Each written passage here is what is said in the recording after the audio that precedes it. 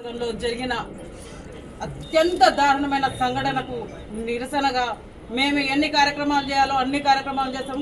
వాడు నిజంగా కొల్లాపూర్లో నేను అది చేస్తా ఇది చేస్తానా జూపెళ్ళి చచ్చిండా?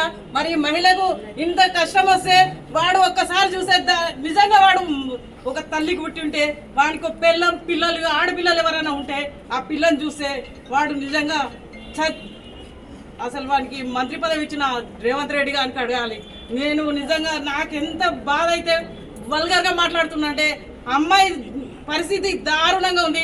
మహిళలందరూ నిజంగా ఒక్క నిమిషం బయటకు వెళ్ళాలంటే కూడా ఇట్లాంటి సన్నివేశాలు చూస్తే ఏ మహిళ కూడా బయటకు వెళ్ళదు.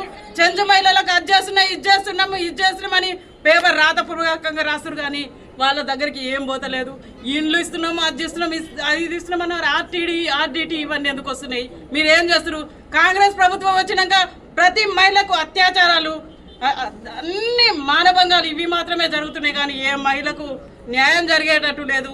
ఈ ఈశ్వరమ్మకు న్యాయం జరిగే వరకు మహిళా మోర్చా ద్వారా నాగర్ కర్నూలు జిల్లా నుండి ఎక్కడి వరకు వెళ్ళమంటే అక్కడికి వెళ్తాం. ఏ కమిషన్ వరకు, ఏ మహిళా కమిషన్ కానీ ఎస్టీ కమిషన్ కానీ ఎంత దూరం వెళ్ళమంటే వెళ్తాము.